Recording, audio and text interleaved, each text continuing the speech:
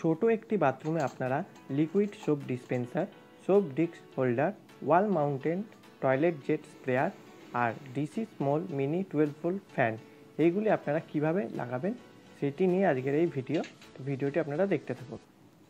প্রথমে আপনারা বন্ধুরা কোনো দেশলাই কাঠি নেল পলিশের মধ্যে চুবিয়ে এটি সমানভাবে মাপ করে তারপর ড্রিলের সাহায্যে সেই জায়গাগুলো ফুটো করার পর সেখানে এই ধরনের প্লাস্টিকের গিট্টিগুলো ফুটোর মধ্যে ঢুকিয়ে দিতে হবে আগে। তারপর 1 ইঞ্চি মাপের স্ক্রু দিয়ে লিকুইড সোপ ডিসপেন্সারের সঙ্গে পাওয়া এই স্ট্যান্ডটি আগে ওয়ালে ফিট করতে হবে। তারপর এর মধ্যে ওই ডিসপেন্সারটাই লাগাতে হবে যার মধ্যে আপনারা লিকুইড সোপটি ভরবেন। তো ভিডিওটি দেখতে থাকুন, আপনারা বুঝতে পারবেন। আর আমি এটা মাটি থেকে 4 ফুট উঁচুতে লাগিয়েছি, আপনারা আপনাদের মতন লাগাতে পারেন এটি। আর বন্ধুরা ওয়াটার লেভেল ইন্ডিকেটরের সাহায্যে আপনারা এই জিনিসটা সোজাভাবে লাগাচ্ছেন কিনা সেটা বুঝতে হলে আপনাকে 50 টাকা দিয়ে এই জিনিসটা বাজার থেকে কিনতে হবে।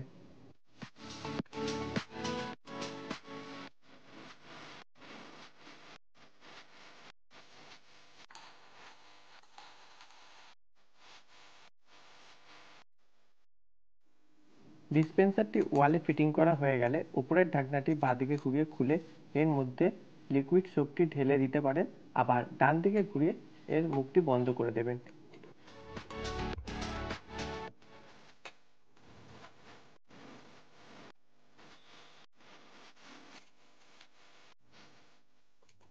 এরপর নিচে যে সুইচটি দেখছেন এইটি আপনারা প্রেস করলে নিচ থেকে একটু একটু করে লিকুইড সোপটি বেরোতে থাকবে। এখন বন্ধুরা এখানে ফিট করব সাবান রাখার কেসটি।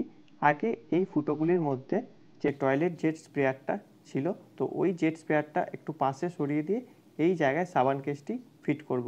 আর সাবান কেসটি আগে যেখানে ছিল সেখানেই ওই লিকুইড সোপ ডিসপেন্সারটি ফিট করেছি। আপনার বাথরুমে যদি কোনো রকমের এক্সট্রা ফুটো থাকে সেই ফুটোগুলি ওয়েস্ট করবেন না, কোনো না কিছু ওইখানে গার্ড করে লাগিয়ে দেবেন বা সেই জায়গায় অন্য কিছু লাগিয়ে দেবেন, না হলে ফুটোগুলো দেখতে বাজে লাগবে। বন্ধুরা আগে এই সাবান কেসটি লাগানো ছিল চওড়াভাবে, যেহেতু বন্ধুরা ফুটোটা লম্বাভাবে করা আছে তাই সাবান কেসটা আমি ঘুরিয়ে দিয়েই লম্বাভাবেই লাগাচ্ছি, কেননা না হলে আবার ফুটো করতে হবে। আবার ফুটো করতে হলে ওই জায়গাটি দেখতে আরও খারাপ হয়ে যেতে পারে বা টাইলসটি ভেঙে যেতে পারে। তো সেই কারণেই বন্ধুরা ওই ফুটো না করে আমি একটু অন্যভাবে এটা লাগিয়ে দিচ্ছি। দেখুন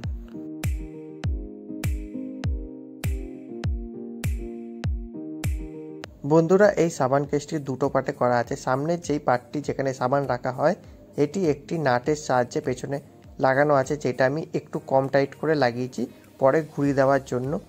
আর আরেকটি পার্ট যেখানে স্ক্রু লাগানো আছে। যদি এই সাবান কেসের সামনের পার্টটি আমি আগে থেকে ঘুরিয়ে দিতাম তাহলে স্ক্রুটা টাইট করতে পারতাম না, তাই স্ক্রুটা টাইট করে তারপর ওই খাপটা লাগিয়ে পরে আস্তে করে ঘুরিয়ে দিলাম, যেরকম আপনারা ভিডিওতে দেখছেন। তো বন্ধুরা এটা আমার ওয়ালে ফিটিং। এবার লাগানো যাবে টয়লেট স্প্রেয়ারটি।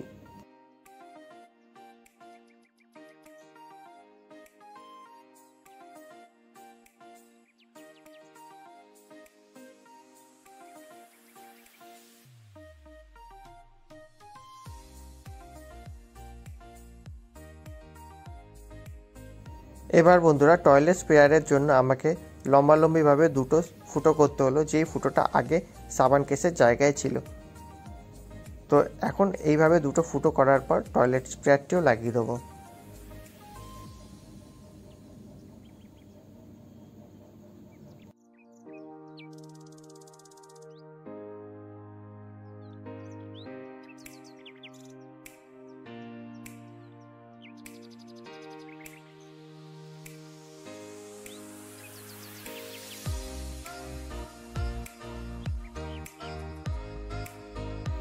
বন্ধুরা এই পার্টে আপনাদের এই 3টি ফিটিং করা দেখালাম। পরের পার্টে আপনাদের আরও অনেক কিছু ফিটিং করা দেখাবো, তার সাথে যে কিভাবে আমি পাখাটা ফিটিং করছি সেটাও আপনাদের দেখাবো। এরকম ধরনের ভিডিও আরও দেখতে চাইলে বন্ধুরা চ্যানেলটিকে প্লিজ সাবস্ক্রাইব করে দিন। আর ভিডিওটি ভালো লাগলে প্লিজ এই ভিডিওটিতে একটা লাইক দিয়ে দিন।